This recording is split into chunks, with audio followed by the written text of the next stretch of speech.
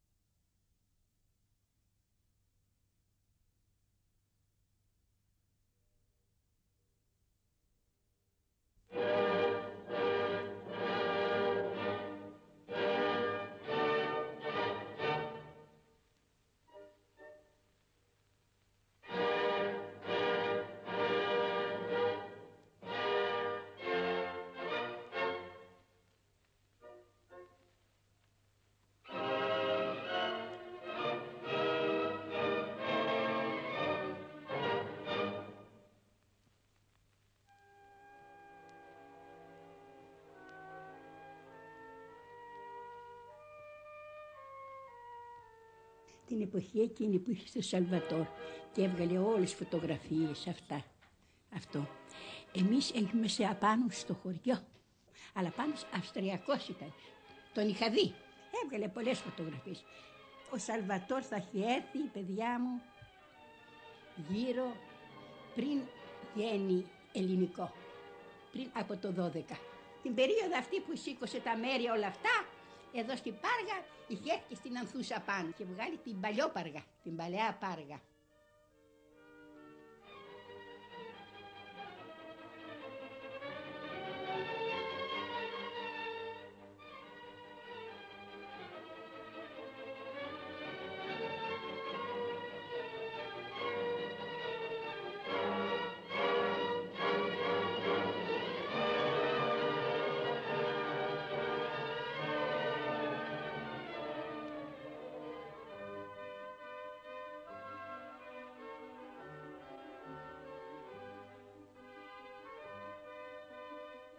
Μια απερίγραπτη συμφωνία ποίησης περιβάλλει το όνομα της Πάργας, αυτής της λαμπάδας του λεύτερου ελληνισμού, της Πάργας, που ενώ έλπιζε άλλους να λευτερώσει, έσβησε η ίδια.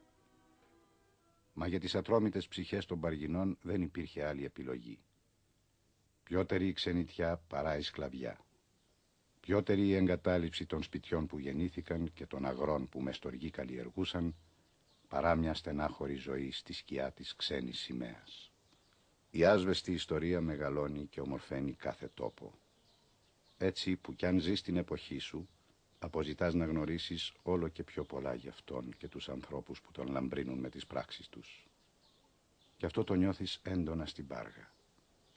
Τα ιστορικά γεγονότα του βραχώδους αυτού οχυρού παραμένουν ακόμη νοπά και είναι συνυφασμένα με την ιστορία των πατέρων και των παππούδων μας.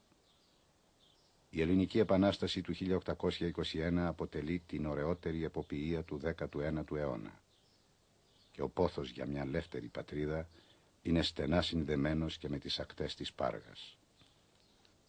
Ακόμα και στους αρχαίους ήταν γνωστή αυτή η ευνοημένη από τη φύση γωνιά της ελληνικής γης. Κι αν μερικοί θέλησαν να ταυτίσουν τον ομηρικό κοκκιτό με το ποταμάκι του Βάλτου, φαίνεται πως το έκαναν για να ομορφύνουν τις ύστερες στιγμές του ανθρώπου, να δώσουν στο τελευταίο βλέμμα κάθε ανθρώπινης ψυχής το εξαίσιο τοπίο αυτής της περιοχής, προτού βυθιστεί στα σκοτάδια. Εδώ νομίζει κανένας ότι αυτό που θαυμάζει μορφά ανοιχτά μάτια δεν είναι αληθινό, παραγέννημα ενός γεμάτου φαντασία ονείρου. Είναι στιγμές που οι σκόρπιοι βράχοι λες και αρμαθιάζονται σε συγκροτήματα, και άλλοτε πάλι πως βρίσκονται εκεί που μόνο η αίσθηση του ζωγράφου θα το ευχόταν. Κι όμως μένουν ακλόνητοι, ασάλευτοι κατά το γλυκό χάραμα, γκρίζοι μέσα στο γκρι, μόλις που ξεχωρίζουν μεταξύ τους, σαν να ανανουρίζονται στο φλίσβο των κυμάτων. Τις μεσημεριάτικες ώρες εξαφανίζονται σε μια φωτοπλημμύρα, και όταν ο ήλιος γέρνει προς τη δύση, τότε μόνο προβάλλουν έντονα και ατόφια τα σχήματά τους. Όλα είναι ένα παιχνίδι με το φως και τη σκιά, και μονάχα η γαλανή, η ζαφυρένια θάλασσα που ζωντανεύει στα τελευταία σκυρτήματα του μαΐστρου, τους ενώνει πραγματικά.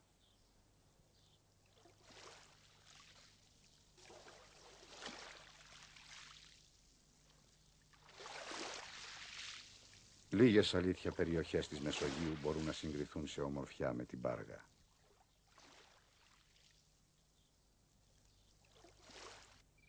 Για την ονομασία Πάργα αναφέρονται 3 τουλάχιστον ερμηνείες.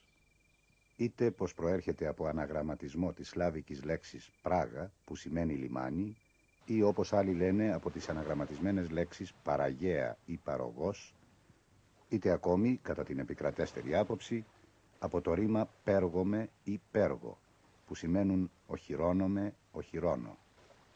Γι' αυτό, γιατί αναφερόμενοι για πρώτη φορά στην ιστορία από το Βυζαντινό αυτοκράτορα Ιωάννη Καντακουζινό στα 1337, χαρακτηρίζεται σαν πόλη οχυρή από τις ισχυρότερες της Υπήρου.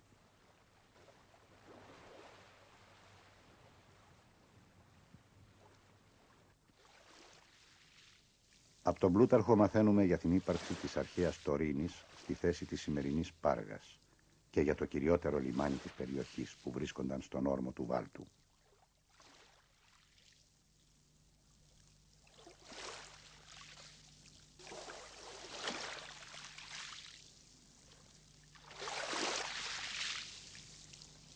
Η μεσαιωνική Πάργα χτίστηκε πιθανά το 12ο αιώνα. Η δε σημερινή της θέση χρονολογείται από το 1360.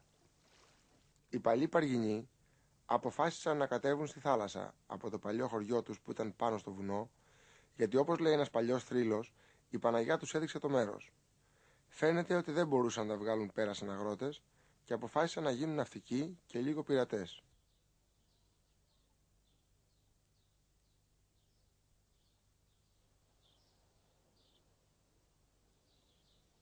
Πρώτοι κατακτητές της θεωρούνται οι Νορμανδοί που παραμένουν σε αυτή μέχρι το 1394. Τους διαδέχεται για 6 χρόνια ο Αλβανοσερβοβλάχος Γιάννος Μπονκόη. Όταν τελικά την εγκαταλείπει το 1401, οι Παργινοί ζητούν την προστασία των Ενετών και αυτοί με τη σειρά τους την παρέχουν για 400 περίπου χρόνια. Βέβαια η Πάργα στη διάρκεια της Ενετοκρατίας ή της Ενετικής προστασίας που διήρκησε περίπου 400 χρόνια παρά 3, ήκμασε, προόδευσε πάρα πολύ. Δημιούργησε ένα πολίτευμα πολύ ωραίο δημοκρατικό, δημογεροντία, που αποτελούνται από τους προύχοντες της Πάργας. Είχαν διάφορα αξιώματα, το εξέλεγε ο λαός βέβαια. Ήταν σαν ανεξάρτητη πολιτεία. Βέβαια υπήρχε μεγάλη επιρροή, ο κλήρος, ήταν κάπου 20 παπάδες στην Πάργα. Και είχαν το επικεφαλής τον δεσπότη Παραμυθιάς, ο οποίος είχε δικαίωμα μόνο να έρθει μια φορά το χρόνο στην Πάργα για να λειτουργήσει. Και οι Ενετοί, θέλουμε σε ένα καλό σύστημα εδώ πέρα, ακόμα και το σύστημα της επιδοτήσεως για να φυτέψουν τις ελαιές, γι' αυτό έχει πάρα πολλούς ελαιώνες η Πάργα, επιδοτούσαν, δίνανε τις χρήμα για να φυτεύουν οι Παργινοί για τον εαυτό τους.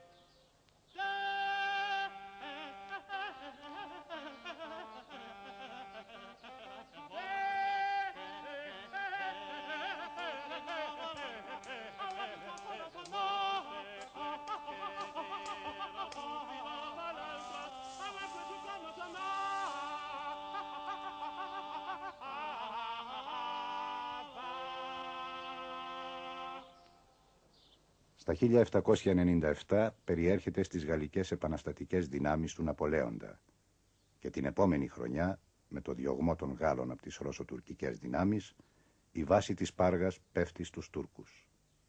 Το 1807 με τη συνθήκη Τίλσιτ, η Πάργα ξαναγυρίζει στους Γάλλους και παραμένει σε αυτούς μέχρι το Μάρτι του 1814 που την καταλαμβάνουν οι Άγγλοι.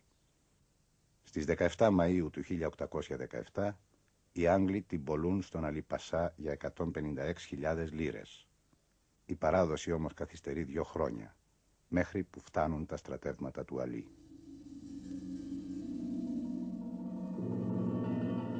Οι Παργινοί προσπαθούν να αντισταθούν. Τους εμποδίζει όμως ο Άγγλος στρατηγός Φριντ Άνταμς. Τότε αποφασίζουν να πάρουν από τις εκκλησιές τα εικονίσματα, τα ιερά σκεύη και κάθε τι άλλο πολύτιμο και να εγκαταλείψουν την πόλη. Όμως οι Άγγλοι τους το απαγορεύουν δηλώνοντας «Η Πάργα πουλήθηκε στους Τούρκους μαζί με όλα τα αγαθά της». Πάρτε μανάδες τα παιδιά, παπάδες τους Αγίους, άστε λεβέντες στάρματα και αφήστε το τουφέκι. Σκάφτε βαθιά, σκάφτε πλατιά όλα σας τα κυβούρια και τα ντριωμένα κόκαλα ξεθάφτε των γονιών σας. Τούρκους δεν επροσκύνησαν, Τούρκοι μην τα πατήσουν.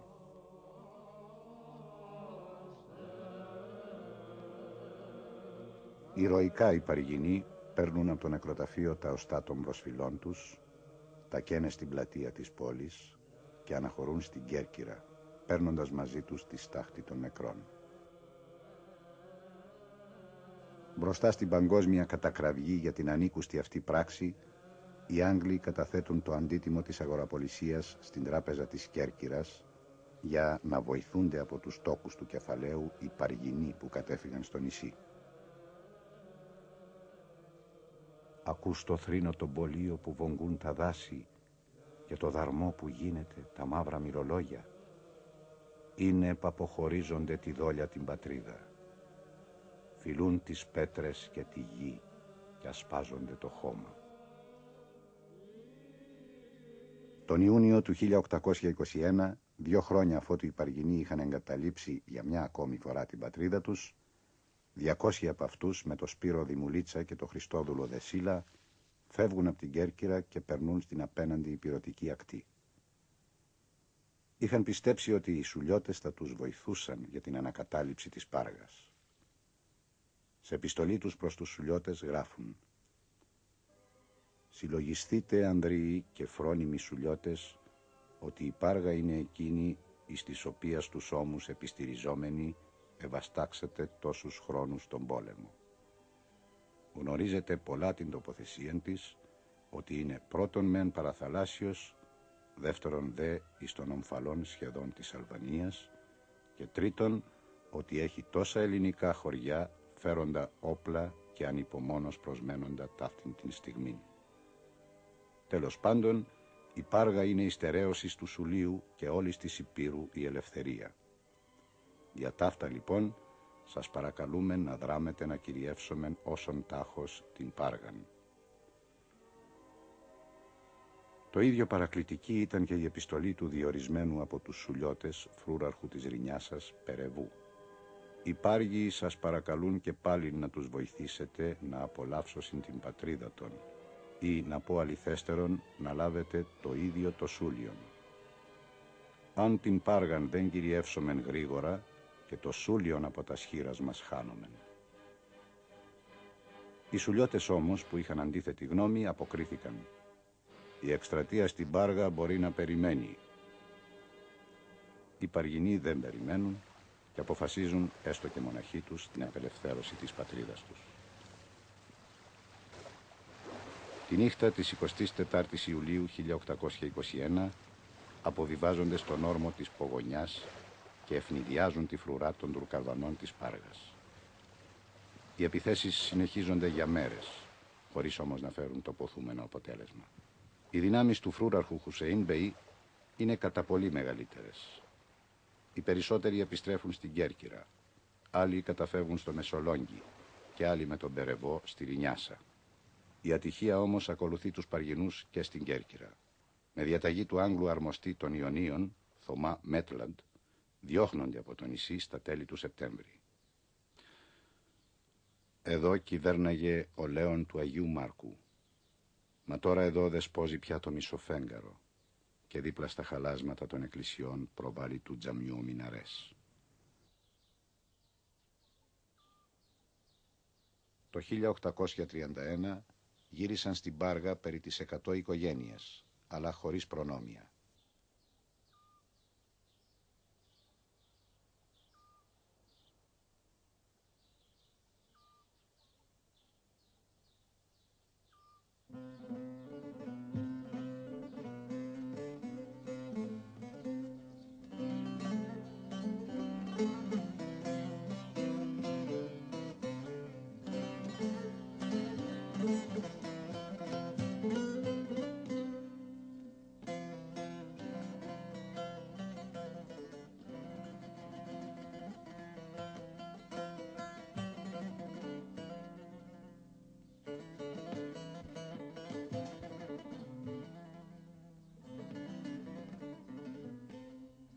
Οι Τούρκοι μας εκαλούσαν και στους γάμους τους.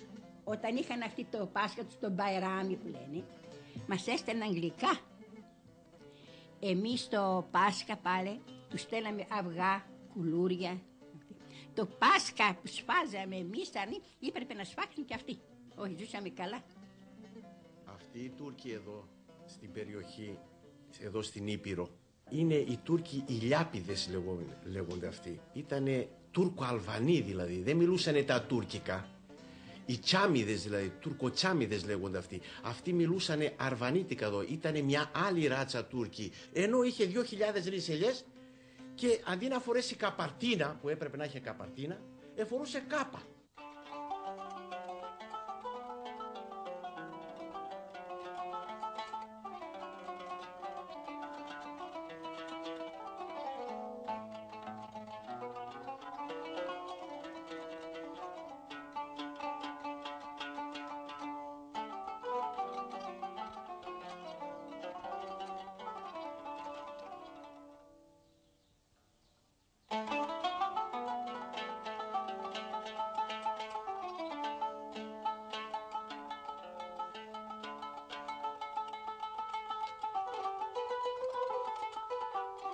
Όπου την ύφη την κοπέλα, ο πατέρας μας δεν την ερωτούσε αν θα σου δώσω φερειπίν αυτόν τον άντρα. Συμφωνούσαν οι δυο γονείς και τελειώνανε το γάμο. Και δεν τις ήξερε ο γαμπρός. Ούτε την ύφη το γαμπρό. Και την παίρνανε σκεπασμένη και ξέρεις πότε την ήβλεπε ο γαμπρός, μάτια μου. Την ήβλεπε τη Δευτέρα το πρωί. Σήκωρε το μαντίλι έτσι και αν ήταν καμία μούμια την έπαιρνε. Και άμα θα τρώγανε κολλεσμένοι, είχαν το γύκο της νύφης στημένο να πάνε. Και η νύφη θα καθόταν στολισμένη και μπουλωμένη. Έτσι. Ώρες. Τα πόδια της νύφης γεννόταν σίδερο. Ορθά. Βαρβαρότητα είσαι. Έβγα κυρά και πεθερά για να δεχτεί στην Πέρδικα πως έρχεται λεβέντικα.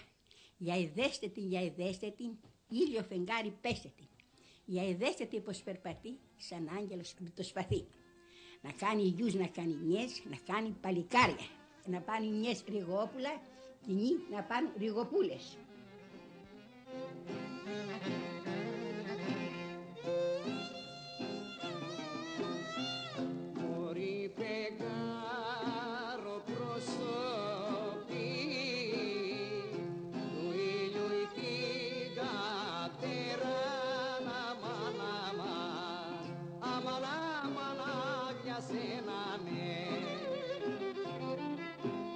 Μετά την απελευθέρωσή της το 1913 και την ενσωμάτωσή της στο υπόλοιπο ελληνικό κράτος, η Πάργα ακολουθεί την κοινή μοίρα του ελληνισμού.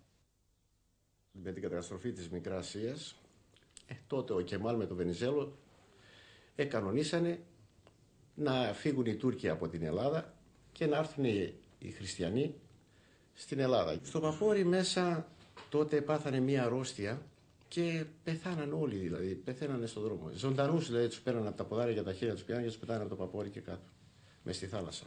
Εδώ πέρα τους βγάλανε στο Βάλτο, σε μια ακτή, εκεί πεθαίνανε κάθε μέρα και τους θάβανε σχεδόν κοντά στην άμμο. χωρίς παπά, χωρίς τίποτα. Τράβηξε πολλά τότε ο ελληνισμός. Έγινε μετά το 1935, έγινε η διανομή εδώ πέρα. Τότε ο Βενιζέλος όταν έφερε τους Μικρασιάτες δεν είχε χρήματα το ελληνικό κράτος και δανείστηκε από την Εθνική Τράπεζα. Και τα χτήματα των Τουρκών εδώ πέρα τα πήρε η Εθνική Τράπεζα. Και μερικά έβγαλε στη δημοπρασία. Και άλλα τα κάνανε διανομή και πήρανε, να πούμε, από 17 ρίζες το άτομο, να πούμε.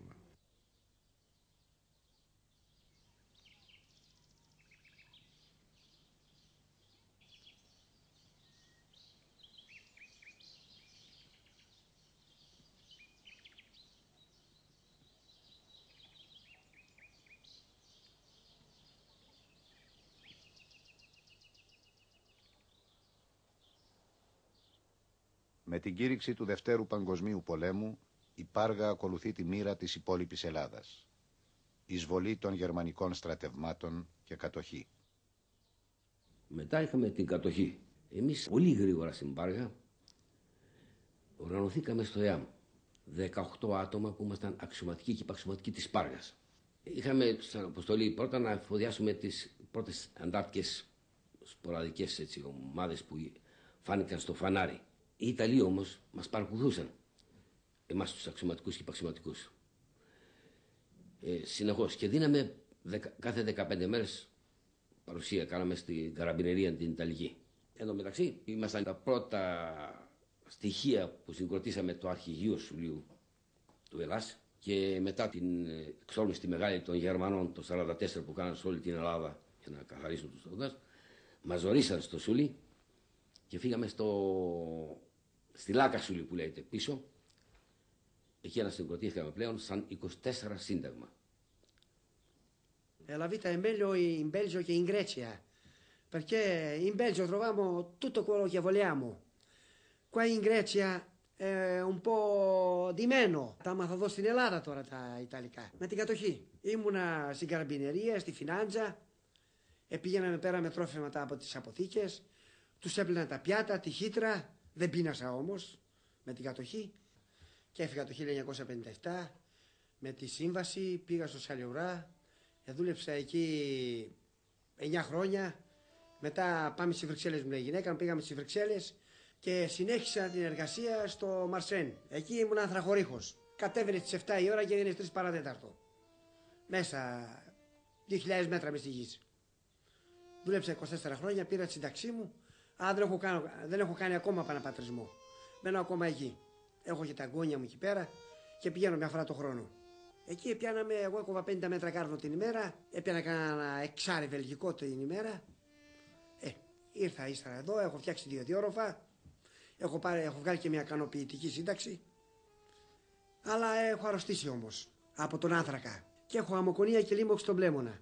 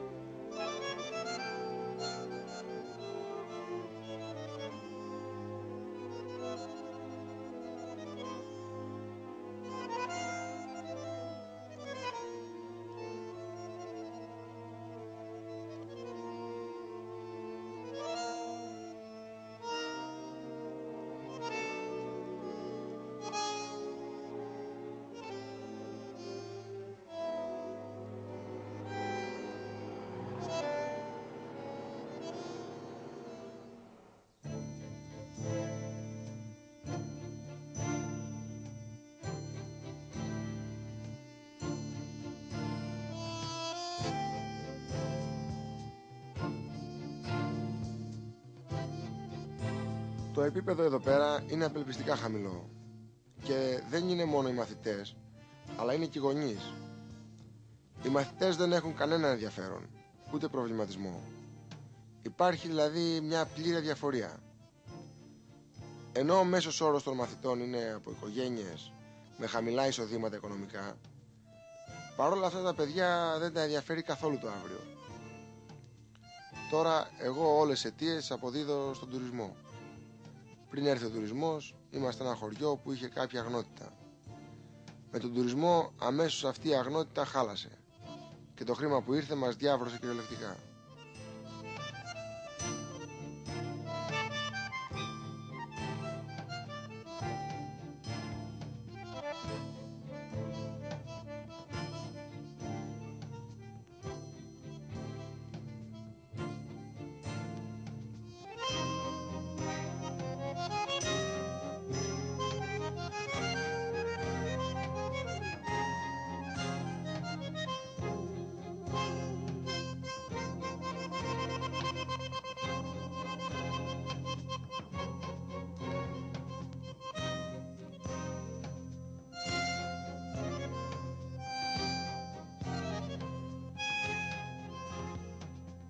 Στον Άγιο Νικόλα στο Μονόλιθο. Ήτανε βράχος, δεν είχε όμως η βάρκα για να πλησιάσει κάτω. Δεν μπορούσε να έρθει γιατί ήταν το κύμα, χτυπούσε τους βράχους. Τότε ήτανε μία νιόνυφη. Έπεσε μέσα, την τράβηξε το νερό. Χάθηκε. Λέγουν μάλιστα ότι την ημέρα του Αγίου Νικολάου εμφανίζονταν η σκιά της.